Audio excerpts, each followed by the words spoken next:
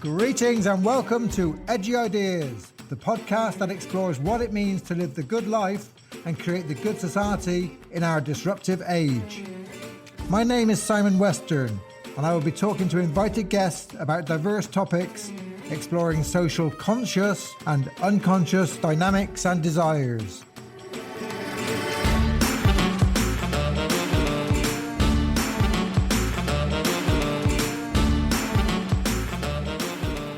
Welcome to this edition of Edgy Ideas. Today's special guest is Rob Briner. Rob is Professor of Organisational Psychology at Queen Mary University, London. He's also visiting professor at Birkbeck University, and he's co-founder and scientific director of the Centre for Evidence-Based Management. Rob, you're very welcome to Edgy Ideas. How are you doing today? Thanks, Simon. I'm doing well. Thank you very much. I'm doing all right, yeah. Good. So I really wanted to do a deep dive into evidence-based work. As I said in our kind of pre-podcast chat, I'm a bit of a critic of it because often I see evidence-based practice done pretty badly, particularly in the kind of area I work in, which is coaching. There's a lot of very kind of weak evidence-based stuff. So tell me kind of first why you got interested in it and your thoughts on evidence-based practice, why it's important to you. Sure. So I got interested in evidence-based practice probably 25 plus years ago now when I was doing my PhD, and part of my PhD was looking at things like stress at work as a for example. And the more I looked at the literature, I felt that a lot of the claims that were being made about what stress was and its effects in the workplace, if I looked closely at the scientific evidence, it didn't really seem to be particularly backed up. And this is stuff academics were saying, not practitioners in particular. So I got quite interested in the idea. There's often quite a big gap between the claims that are made about stuff and the best available scientific evidence. So that was part of it. Then I also got interested in it because I was teaching on a master's program in organisational psychology at the University of Sheffield, again, where I was doing my PhD. And I quite often meet these students. So years later, I meet these students and say, how's it going? How's your job? What are you doing as a work psychologist? Are you using all the stuff we taught you, or is it helpful? And they will mostly go, no, we're not using that stuff. So, okay, so you're a psychologist, but you're not kind of drawing on science very much. I think for a long time, I kind of started I mostly was blaming practitioners and others for not following the science. And then over time, I think I came to realize it's obviously much more complicated than that. And there's reasons, good reasons why people don't or can't use the science. And more importantly, I guess, or equally importantly, is that when I think about evidence-based practice, it's much, much more than just the science. It's about other sources of evidence as well. So now I think it's the reasons why we in general collectively aren't very good at evidence-based practice is because it's one of those things I think that's not kind of hard, as in complicated, but it's just difficult to do and requires quite a lot of attention and effort. And most of us are not rewarded for making high quality decisions, but most are rewarded for doing stuff. So it's the stuff that gets done. Is that stuff any good? Is it helping? We don't know. But well done, you did the stuff. So I think now, in many fields, from medicine to policing to policy making to architecture to finance, it's the same deal. It's like, can we make better informed decisions about what it is we're dealing with and what we can do about it? Yeah, and that makes a lot of sense. I mean, my experience of it is that it becomes there's quite a lot of pseudoscience being used, and like evidence-based almost gets tacked on as a kind of an extra to kind of explain something or take in a certain direction. So it's often kind of manipulated, and it's not like it doesn't actually, like you say, it doesn't kind of work in practice to kind of make things better. It works for certain people's agendas. Yeah. There's often a kind of post-decision, post-hoc rationalization. There's often a lot of confirmation bias, people searching for evidence to support the thing they already want to do, and also very often very narrow definitions of what constitutes good quality or relevant evidence and data. So yeah, certainly, I think in all those fields I mentioned, that absolutely happens. People want to do stuff anyway. They scrabble around for justification, and one thing they might look to is the evidence. But it's kind of, they're started in the wrong place. You don't do stuff and then work out later if it's supported. You start off considering the evidence, as I say, both for the problem opportunity and for, if you find one, what you can do about that. And what do you consider evidence? Tell us, our audience, kind of what Yeah. consists of evidence. Yeah.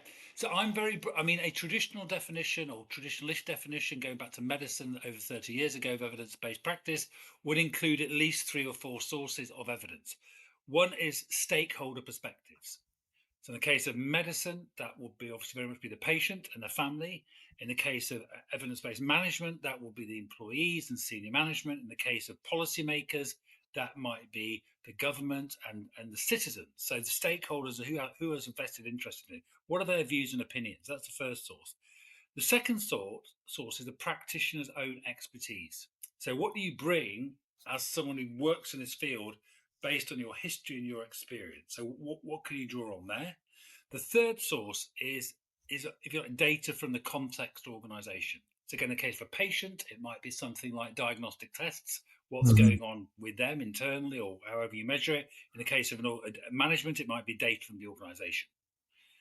The fourth area is scientific evidence. What's the published or the best available scientific evidence about this issue or topic or whatever it is you're trying to deal with? So there's at least 4 sources, but I'll add on to that as well. It's also a lot about critical thinking.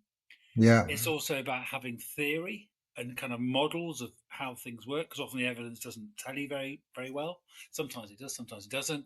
So it's based on other things as well. And I'm actually quite, as it were, open. I think as long as the evidence or data or information you've got is reasonable quality or good quality, reliable and trustworthy, and it's relevant, I think anything goes. Some people talk about, who study history, talk about as historians who may be going back hundreds of years, what counts as historical evidence? Well, potentially anything. Anything can get hold of that's reliable and trustworthy. Similarly, in a court of law, what counts as evidence? Well, it could be witness statements, it could be forensic stuff, it could be CCTV, it could be all kinds of things. But as long as it's reasonably trustworthy and it's reasonably relevant, then it counts. Yeah, I mean, so that's very interesting.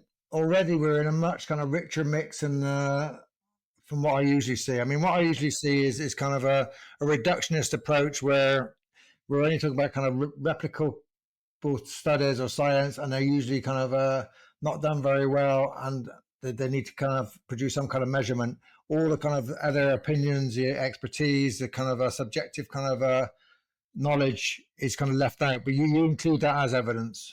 And not you're right. So often it's fairly narrow forms of science or types of science are considered relevant, almost irrespective of what the question is. So Yeah, me, and I guess for any researcher, the answer to your question sort of depends on the question. So, in other words, sometimes quantitative evidence is really important. Sometimes it's completely useless. Sometimes qualitative data is completely useless. Sometimes it's the only thing that will answer your question. So it depends on the question. But there is a tendency to favor some kinds of things like randomized control trials or experiments, sort of yeah, irrespective of the context. So some forms of I guess scientific evidence are seen as more valid, and typically some forms of other kinds of evidence are. But it always depends on your question.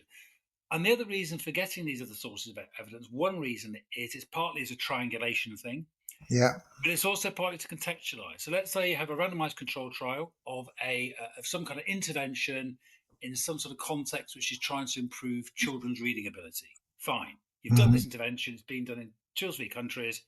Maybe it's been replicated 2 or 3 times. That's great. That's fine. And maybe it shows it's effective in some ways. However, if you then try and take that scientific evidence as an example and apply it to another context, you might say, well, actually, now we've spoken to stakeholders, now we've looked at the data for this setting in this country, and actually, it may be a great piece of scientific evidence, but you know what? It just does not apply to our setting. And that's the kind of nuance or the richness you mentioned that's often missing in evidence based practice. It is one of its strengths is by pulling together, contextualizing, triangulating these different sources of information and data. yeah. The other kind of question I kind of worry about with evidence based work is and not the way you're doing it, to be honest, but the way kind of I see it in the kind of more popular kind of Yeah. realms is I'm quite a fan of Nicholas Rose's kind of work, the sociologist, and he talks about numbers being used as a kind of tool for governance and control, and about the kind of, we talk about the quantifiable life, that everything has to be measured. And we're moving more and more into this kind of data-driven, target culture, metric-driven kind of world where we measure our steps, we measure how long we kind of sit down. Everything is becoming measured, and there's a sort of a byproduct of kind of this industry in a sense, which is kind of doing something to us socially. What's Yeah. your kind of thoughts about that?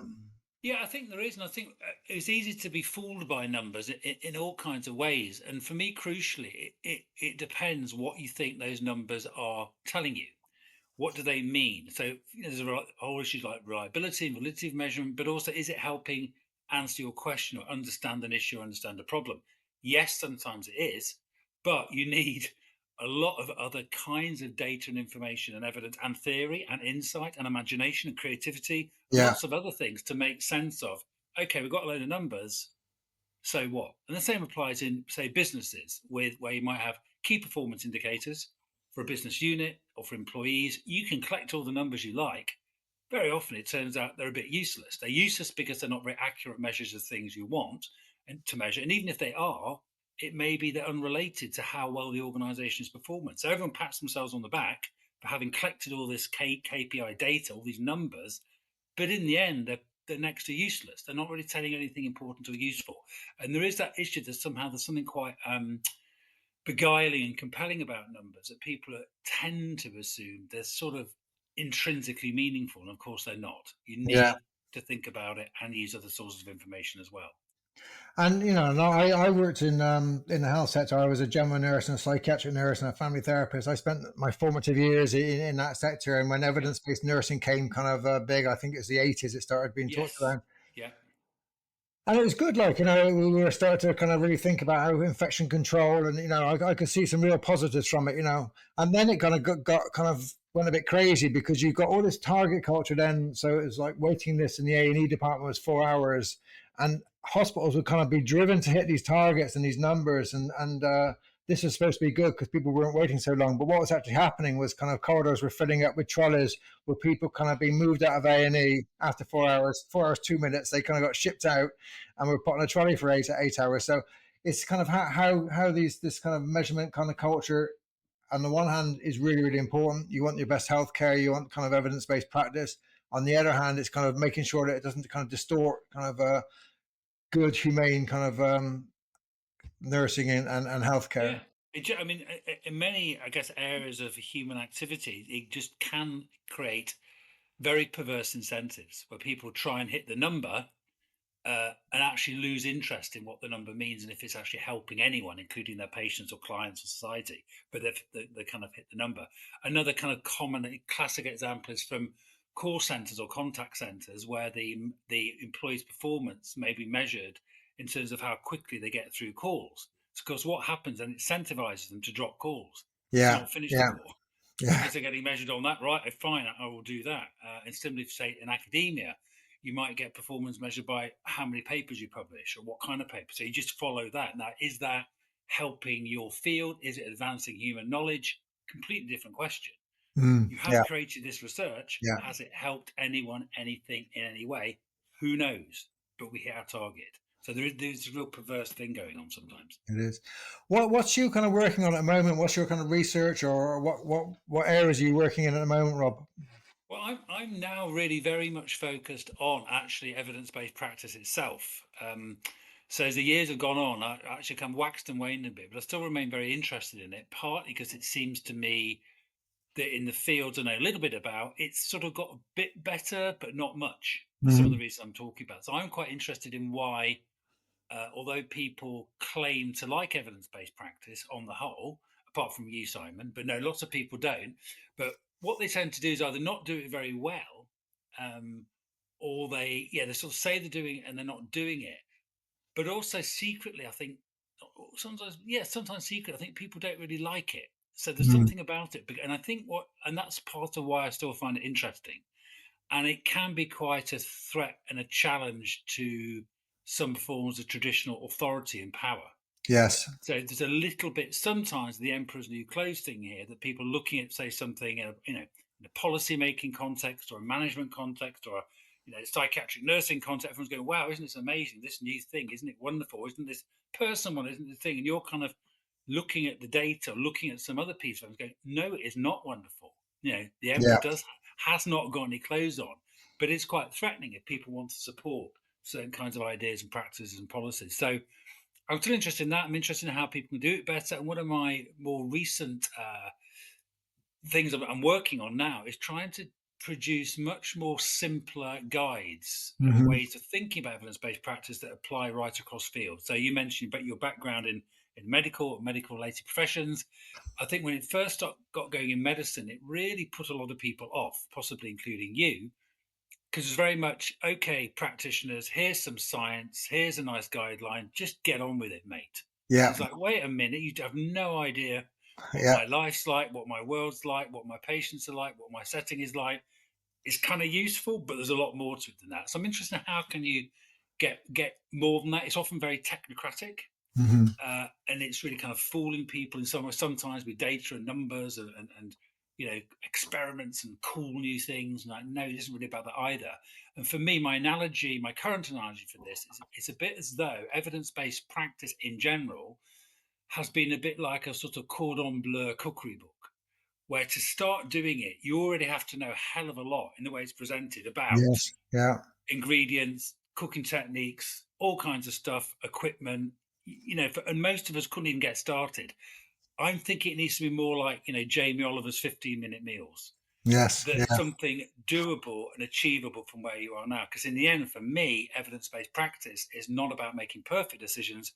It's about making more informed decisions. So I'm not interested if it's a less than perfect decision. I'm interested in if a group of people or an organization or profession typically makes a decision like this, what can we do to help them make them in a bit more of an informed way? Not perfectly, not just using the science, but actually all round better informed decisions. And that's kind of a lot of what I'm interested in at the moment. That's very interesting. I mean, there's two areas I'm working in at the moment. One I'm working in a major car manufacturer in the US, and of course they're still on the production lines, and Yeah, everything is measured to the like. I was blown away. I went to kind of spend 2 days observing their production line work, and it was literally kind of every 15 seconds they were putting in 6 screws, and it was kind of is that time and motion stuff. yeah, It's unbelievable to see that kind of still being worked. So kind of science was kind of a massive part of that, and everything had to be done, in a very kind of specific way. And the other sector I've started to work in is a humanitarian sector, mm, which is kind of completely different. And I think it'd be very interesting to get someone like you to come in and have a look at kind of, because it's a very data driven sector from the center. They want yeah, kind of results, they want numbers, they want kind of targets, and then at the edges, kind of people working in the field are just struggling like to kind of make ends meet, and they're trying to sort of do things in a very basically not reactive way, but in a kind of adaptive way. yeah, Adapting to kind of a precarious kind of world they live in, basically. Um, yeah. and these two But things I don't. think both of the examples speak to what I mentioned before, that often the use of evidence and data in whether it's development or manufacturing, it can be done in a really top-down kind of way, Yeah, rather than a bottom-up kind of way, rather than evidence on the ground, evidence that's yeah, meaningful, evidence that's helping you understand this, what is a problem or issue, what we can do about it. So I think another thing that to me is never emphasized enough in any area of evidence-based practice is that people tend to avoid trying to understand what the problem or issue or opportunity is first, and they jump straight into sort of action and doing things. And I yeah, think whether it's development or manufacturing, I think you have to say, what is the issue? What is the challenge? What is the opportunity? What are we trying to achieve? And it may be achieved through measuring everything or measuring particular yeah, things. It yeah. may be, but there may be something else you need to do. But starting off saying, what are we trying to do here? And again, another telltale sign, I think quite a lot of this is when people are measuring stuff. If you say to them, well, what would happen if you stop measuring this tomorrow or now? What would happen if Yeah, you stop yeah, measuring? And yeah, typically, people struggle to give you an answer, which is a clue that it's probably not very useful information. Yeah, and that's my. I actually use that kind of a statement quite a lot because I work a Yeah, lot in HR and OD fields where the measurement I don't think is actually very. People kind of learn how to distort it. They learn how to game the system to kind of get yeah, their reports right and stuff. And I think, wow, so much money goes on these kind of engagement surveys and these reports, which is supposed to be giving evidence about how people are feeling, when we know that everyone's gaming the system and it's kind of part of getting your annual bonus at the end of the system. It's yes. so there's a massive amount of money spent in this area, which is actually kind of distorting what's going on. So yeah, I think you're right. Kind of And I think what a lot that is about in the case, for example, of engagement and HR stuff, is it's about incentives and it's about people feeling because they've measured something, they've kind of got an angle on something, because it doesn't mean that at all. But and then I think all these things become embedded in stuff like targets, KPIs, and also what I quite like, the metaphor of the dashboard in mhm. HR, that people are looking at this data. And again, I'm not an HR practitioner, but having spoken to quite a lot, having some sense of it, what I hear from them, and certainly the more critical ones, is yes, is generating lots of data. They can look at this dashboard, but how much of it is telling them anything useful or Yeah, yeah, insightful or things that are going to help them as an HR function, help the organization better? And the answer seems to be not much of it. So a lot of data, a lot of visual stuff, a lot of graphs, a lot of numbers flying around. But so what? And this is again my general point about evidence. Using data and evidence also really requires critical thinking. Always saying, is this good quality? Is it trustworthy? What is it telling me? Is it relevant? And that's hard. Collecting numbers is easy. yeah. Understanding what they're telling you, what they mean, and what you can do about them is really difficult. Yeah, and that's my experience. And I mean, I just had a thought then that actually quite a lot of the work I observe in the kind of, I'm sorry for my HR and OD colleagues, but quite a lot of the work I observe is when they're trying to do like a big culture change program or kind of a leadership development program. They actually don't know what to do. It's like, how do you change an organization? It's kind of quite a tough gig to change an Yeah, organization, an organizational culture. So what they revert to is something where they can kind of show that they've done something, and to show yeah, it, like you get evidence for yourself that you've done something by producing a load of Excel charts or an engagement survey or something to show that yeah. you've kind of been productive yourself, and you're covering your own back, and Yeah, it's exactly, exactly. And a lot of it's a lot of it, yes, I say, is activity to justify our own existence. We did lots of stuff. Did it work? I don't know, but look at all the stuff we did. And you hear this again and again and again. And also in the case of this goes back to my point about critical thinking. In the case of culture, it's one of my kind of bugbears in that often. So, for example, the Met Police recently, examples of other organisations where basically employees have been behaving pretty badly, yeah, and there's fairly broad agreement about this. And what people often do is they say we need to change the culture. So I think it was also in the UK, the CBI as well recently said it was going to change the culture and saying things like, I can't remember the direct quote, it was something like, we had allowed culturally toxic people to enter the organisation. And you're thinking, what on earth does that mean? yeah, Are you serious about managing an organisation, or are you just evoking what's a culturally toxic? Just that's what I mean by the thinking. yeah, And again, I've never yet come across an example when managers or senior managers or leaders say they want to change the culture. What they mean is, I want people to behave differently, yes, and yeah, tackling that is really hard, yeah, uh, and requires a lot of thought, critical thinking, and data. And but saying, "Oh, change the culture" is actually relatively easy, because you can, bring in some culture experts. You yeah, can yeah. have a new mission statement. But then what does that mean? You're not interested in the culture; you're interested in the behavior. So why That's not right. tackle the behavior? Because it's almost too. Yeah, it's just another way of putting it. It's like it's just kicking the can down the road, I think. It is, yeah, yeah, and changing culture is really tough. Like I've been a therapist, and like changing an individual is kind of an individual actually what comes to therapy and wants to change. They find it hard enough. You can be in there for years trying to change your own behavior. Like to change a kind of whole organization is not an easy gig. You The other thing I came across in Lancaster University was some scholars who talked about the difference between kind of explanation science, explanatory science, and science which is just replication. So you get kind of hard sciences is trying to reproduce kind of results. This is kind of Yeah, your studies.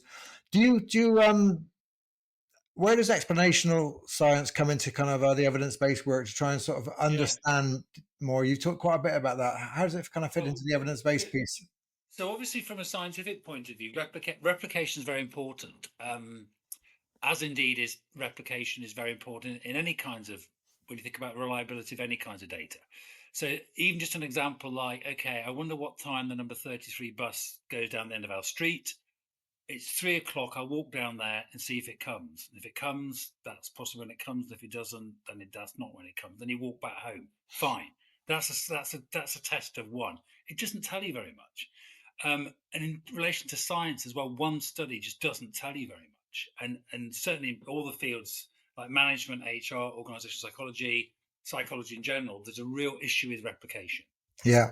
in that it isn't done very much. And indeed, in my field, if you want to do completely straight replication, so I'm really going to try and completely repeat this other study, it wouldn't get published because people are looking for originality, whatever that means. Science has its Mhm. own problems as well around being. So science itself is not very evidence based in its own practice, I would say.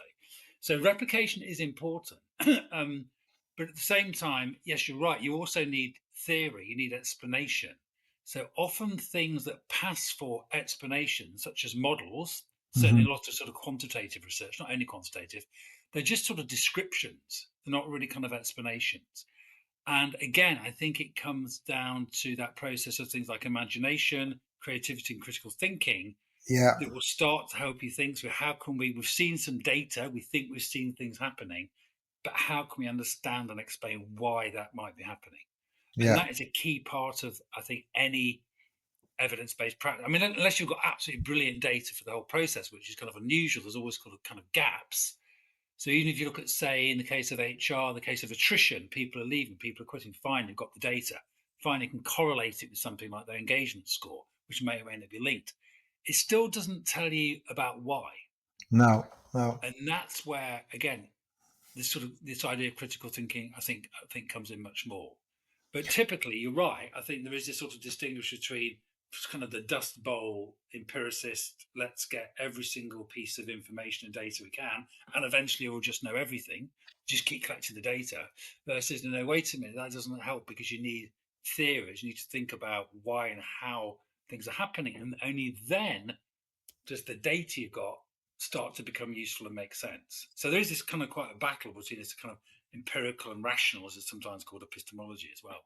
Yeah. Yeah. No. I think it's and people that don't even question the difference. I think so. I think like the big takeaway from this is very much around the addition of critical thinking, critical theory to kind of question that sort of grounded up start. You know, don't kind of don't add on a kind of evidence based study to to show what you want it to show. Kind of start I think something. it's critical thinking and it's multiple sources of evidence. Yeah, It's thinking about reliability and trustworthiness and relevance, and it's actually trying to pull all that together and focusing on what is the issue or problem or opportunity first, and only when that's fairly clear, focus on, well, what should we do about it?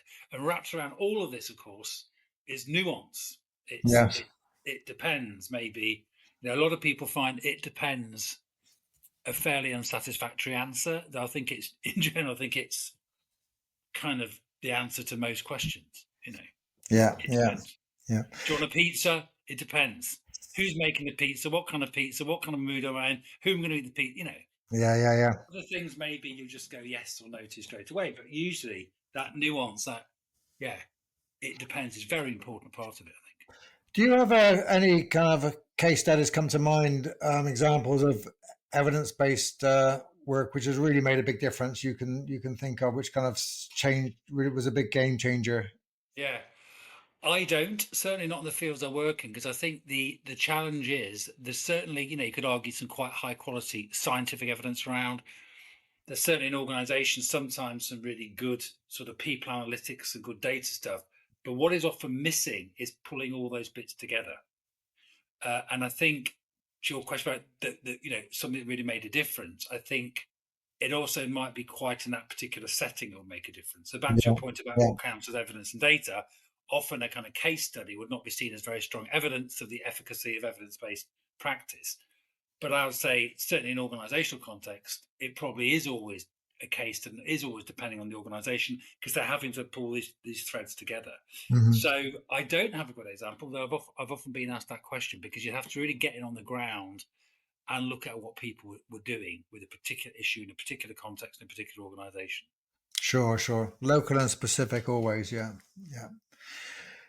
Rob, this has been really, really interesting. We're going to end up, and I asked my guests 2 questions, just if they got any tips to the audience around what it takes to live a good life and what it means to create the good society. Big questions. Any thoughts on what it means to live a good life and to create a good society? Well, yeah. I think I'm not sure what a good life means, but I think a starting point is to think critically about that, about what it might mean either for you and for other people. And it part of, I guess, what a good life means is thinking about more broad about what a good society means.